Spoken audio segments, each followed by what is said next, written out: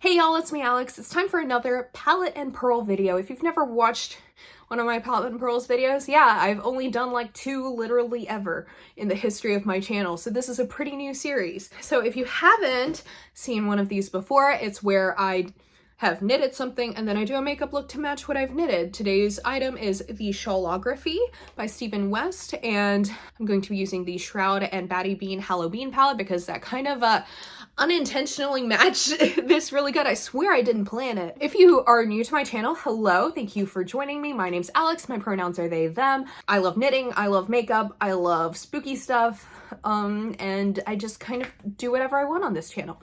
So if you want to see how I did this look and you want to hear me talk about my process in making this shawl, let's just get into that portion of the video. Okay, let's get started. I've already done my brows because I didn't feel like doing that extra 2 seconds on camera. Let's just get started with some eyeshadow primer. I'm using the Milani eyeshadow primer just because it's what I have right now. It's not my favorite, but it's also not like the worst eye primer I've ever tried. So I'm just going to put that all over my lid. And I'm gonna smudge any leftovers like along the lower part of my eye as well, since I always like to blow out my eye looks. Sorry if you can hear my cat eating in the background. He has wet food, so it sounds like an old man eating chowder. I'm going to start with It's Showtime, and I'm going to put that in my crease using the Elf & J Kiss J3 brush. And I'm starting it at like closer to the inner corner and just kind of pushing my way out there. And I like to blend that relatively close to my brow bone, but I'm not quite doing it all the way to the outer corner because I have something else that I'm going to use in there. You can probably guess by the color of the shawl.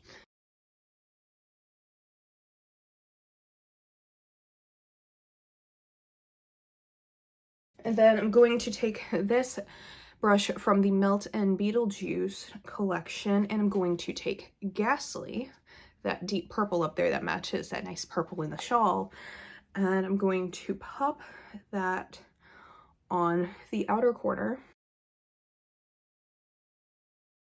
And I'm going to gently blend that up to meet there. You won't want to put them like quite over top of each other because that'll blend out extremely weird. And it'll turn more muddy. We don't want that. So you mostly just want to make the 2 shadows meet.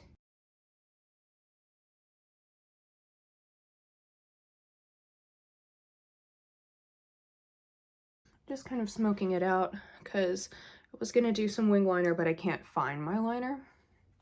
So we're not going to do that. And then I'm going to take the Elf & J Kiss J4 brush and use the shade Wicked, this deep green, to sort of blend the 2 a little bit and go into the crease a little bit further to deepen that up.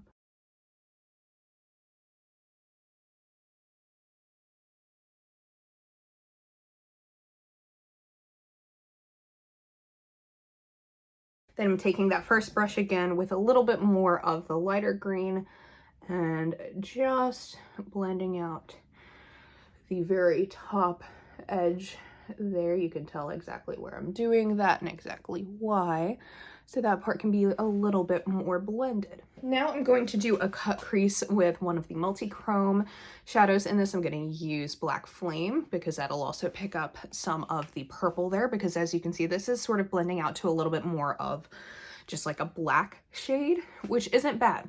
I just want it to really match. Take the NYX glitter glue and I am going to cut my crease.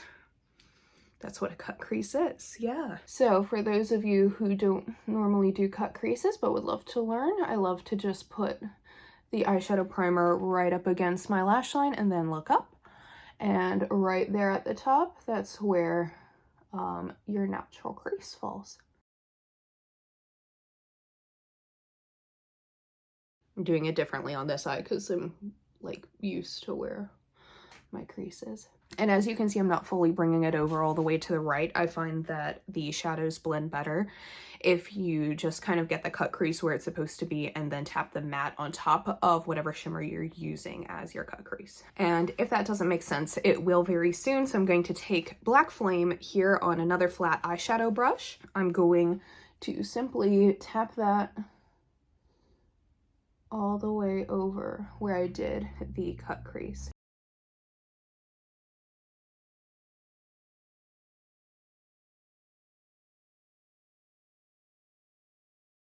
And I'm just putting the rest of that right on top of where I have any empty lid space.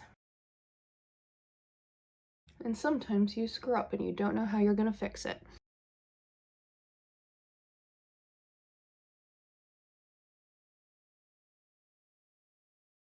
Okay, then I'm gonna go back with the brush that I used for Ghastly, and I'm just gonna take a little bit more of that over top of where the multi-chrome meets the outer corner.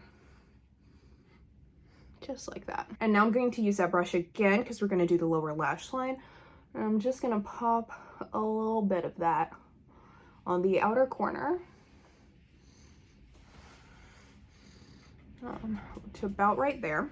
Doing the same on both eyes, obviously. Then I'm going in with It's Showtime on the Elf and J. Kissa J2 brush. And I'm just putting that on the rest of the lower lash line. Once again, meeting those two shades, but without super blending them together.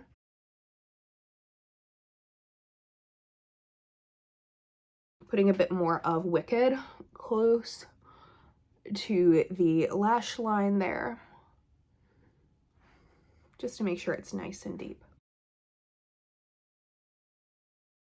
Then I'm just once again going over it with the first crease brush that I used, not with any extra product, but just to do a little bit of extra blending. Yeah, that looks all goth and spooky. Don't think I've worn anything this spooky to work before, so that'll be fun. And then, so I can highlight the orange shades in this, I'm gonna take Afterlife and use that as my pop in the inner corner.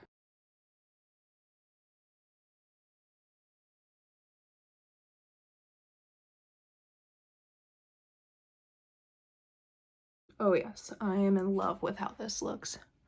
Just gonna blend that onto the multi-chrome a little bit. So I think we're pretty good on the eye look. Let me just wipe off any fallout that I have definitely gotten on my face. This is why I don't do my base first. Okay, so now that I have sort of done the major portion of this look, let's talk about the process for making this shawl while I do the rest of my makeup. This was probably the project that I made most out of spite, out of everything I've ever knitted.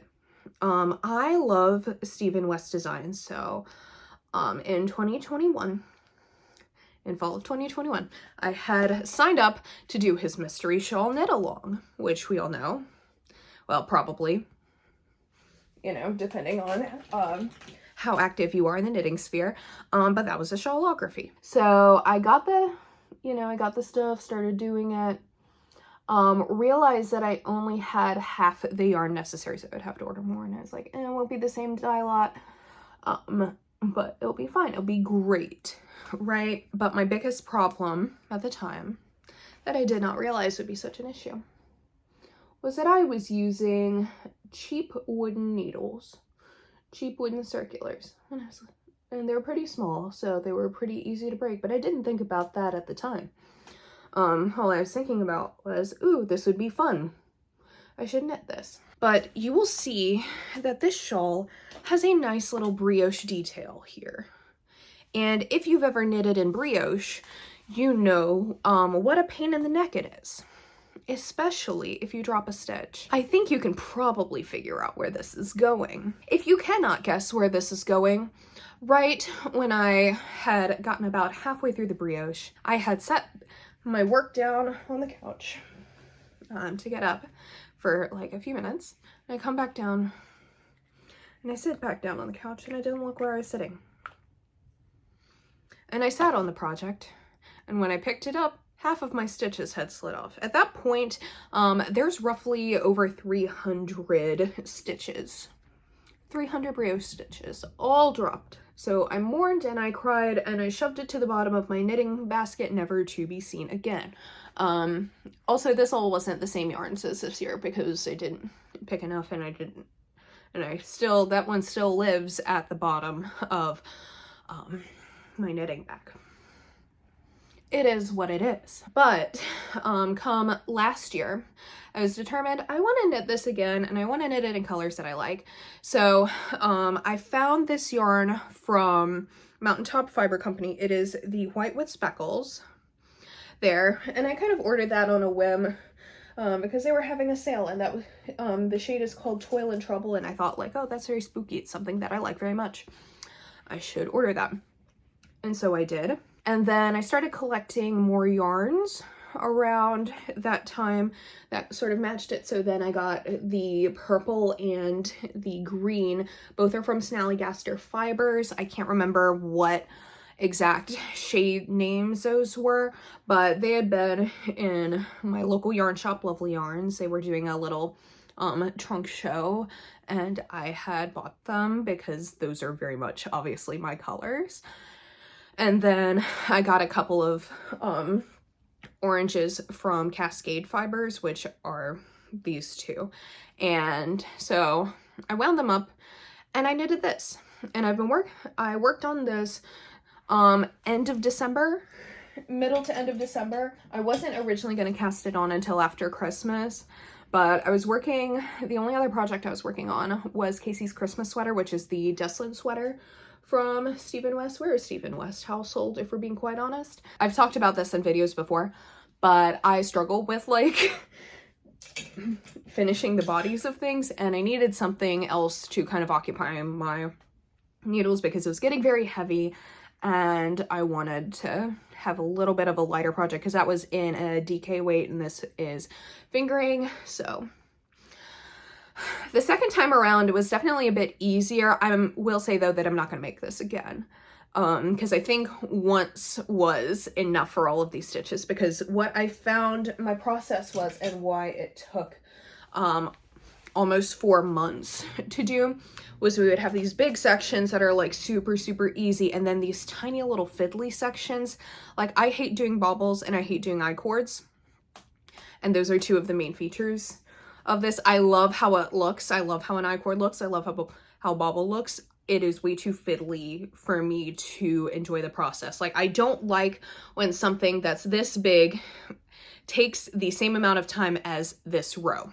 I feel like, yes, it's a nice detail, but it kind of takes me out of it. So I interspersed this with a lot of other projects. I also eliminated the X's along the bottom because when I did that, I accidentally twisted my stitches too tight in trying to fit them all on my needles. And I kind of, when I went back and I started picking them out, I was like, it's the same number of stitches. Let me just go directly into the stripy border because I really just didn't feel like going through that whole process again. It was another one of those like fiddly rows. Yeah, but this is also definitely the most complicated thing I've ever knitted. And I love how it turned out. I'm super happy with it, and I'm more than inclined to make more Stephen West patterns, just not this one. Because I think some of his other patterns that don't have as much bubbles, don't have as much I-cord, I'll probably like have a less fiddly time with and maybe enjoy those parts more. And I'll also say that if you want to do some complicated stuff, and honestly, in making this, yes, it is complicated, but he has a lot of tutorials, and I kind of feel like if you like generally know how to knit and purl, if you're willing to put in the effort to like watch all of his stuff, watch all of the tutorials that he makes for this is actually a pretty, like, it's more straightforward than you would think. So let me just do one more show for the camera, and then I need to put on some lipstick so I can go to work. I mean, I'm going to be wearing a mask anyway, but... So this is what it looks like. I love how this turned out. These are all very Alex colors. I'm gonna wear this every single day for the rest of my life with the amount of effort that I put into it. But yeah, I wanted to share that with y'all. Now let me find some lipstick that goes with this. Okay, so for my lipstick, I'm going to be using Purgatory from Black Moon Cosmetics, because once again, that'll go with the purple really well. Okay, so that's it. That is my finished look. If you like this video, give it a thumbs up. Thank you so much for watching. If you want to see more videos from me, you should subscribe. I'll post probably sometime at some point. Thank you for watching. I'm glad you liked it, and I hope y'all have a wonderful day. Bye!